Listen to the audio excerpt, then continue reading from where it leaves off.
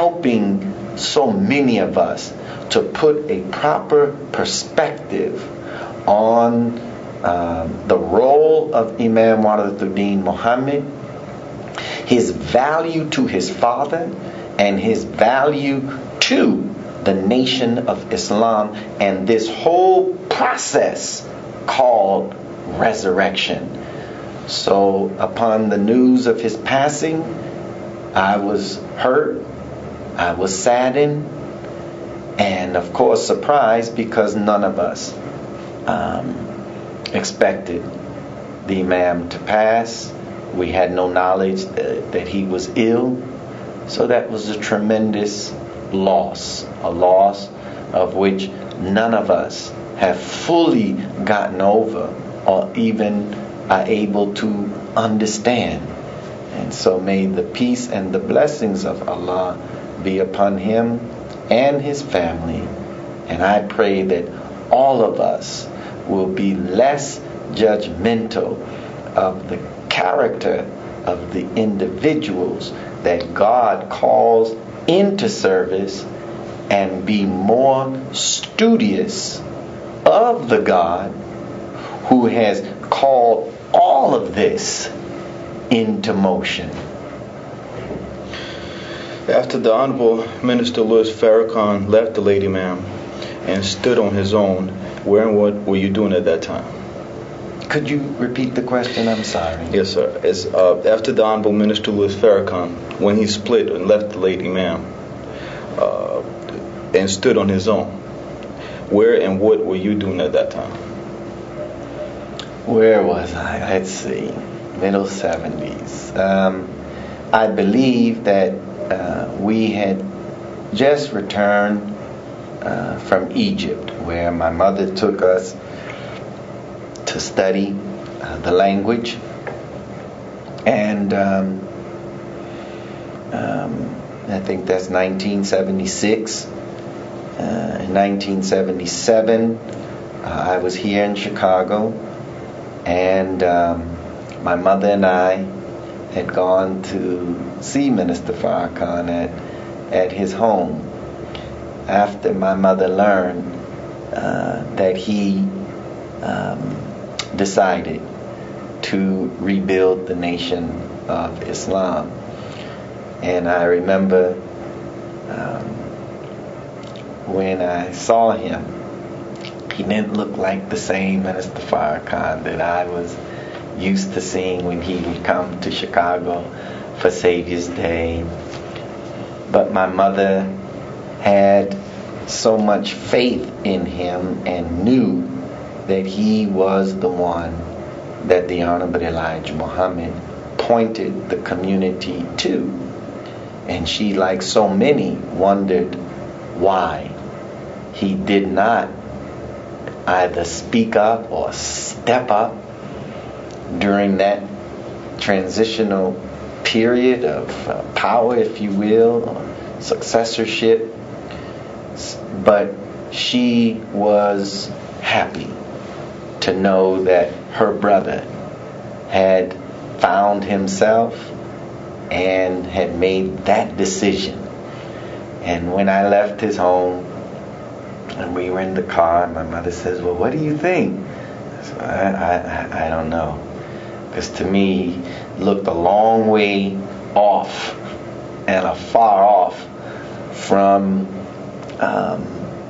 accomplishing the great task that was in front of him, because he was just awakening, out of a sleep, if you will. But I thank my mother for that, and because she always knew who he was in relationship to the Honorable Elijah Muhammad. So where I was right here in Chicago.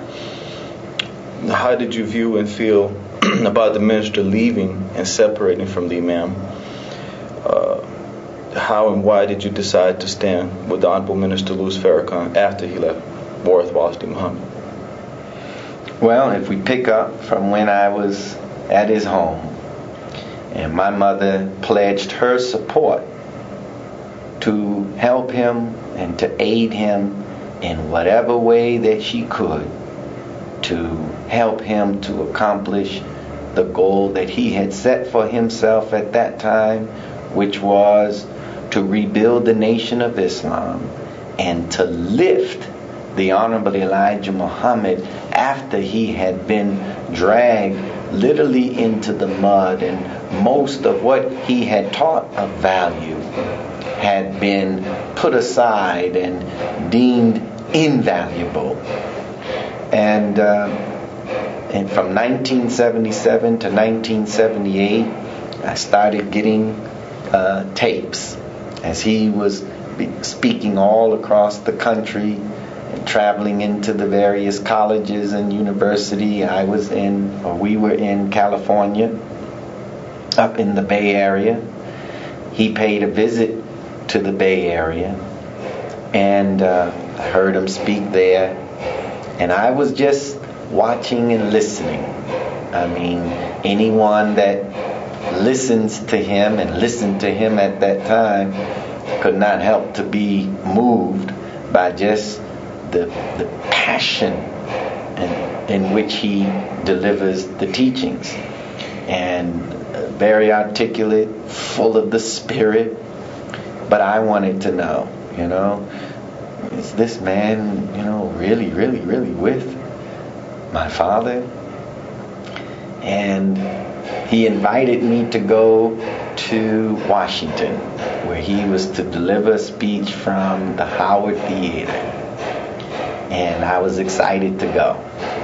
And my mother granted me permission to go. And when I went to that theater to hear the minister speak, I asked Allah, in so many words, because I don't consider myself to be in communication with him like that, but just a prayer. Oh Allah, help me to see, this man, the Minister Farrakhan. I was seated, I think, in the third or the fourth row, right in front of him. And as he was delivering the message, I began to see the image of my father come across his being. And it was changing. And I did like this. I wasn't on drugs. I didn't have a drink the night before. I was looking. I said, man, I see my father. That to me was the confirmation that Elijah Muhammad, my father, was with him. Because every time I would look at him, I would see, his image, but then see the image of the Honorable Elijah Muhammad come across so clearly that when he finished that speech and I went to the hotel, he was in his room, laying in his bed. I could do nothing but just run over to him. Now I'm 14, 15 at the time, and I just stretched my body across his chest and laid my chest on his chest. And tears was in my eyes because I just knew he loved the Honorable Elijah Muhammad like nobody that I had heard or seen or had come in contact with, and the purity of his love. Because at that time I was in Oakland at Your Black Muslim Bakery. I had met Silas Muhammad with my mother. I met so many. Everyone, expressing their desire to do something to keep the good works of the Honorable Elijah Muhammad alive and well with the people and in the public, which all of them deserve credit and are commended. I was looking for someone that not only wanted to keep that work alive, but I was looking for someone that was sincere and pure and character, that didn't have a hidden motive and a hidden agenda in doing this. And he won me. And then after that, I wasn't familiar too much with scriptures, but I would later see the minister and his relationship to the Honorable Elijah Muhammad in scripture. Then I would later read the theology of time. Before I heard my father's voice, I read the words when he called Brother Farrakhan out from where he was seating and sat him in his seat, and then directed the entire community: wherever you see him, look at him. Wherever he advised you to go, go. Wherever he advised you to stay from, you stay from. So I'm reading this, I'm saying, this is the man. Because how could the Honorable Elijah Muhammad direct the people to a man that he did not have a thorough knowledge of his heart, his character, his spirit, his mind? Then he went on further in the same statement. He said, this brother will get you across the river on his shoulders.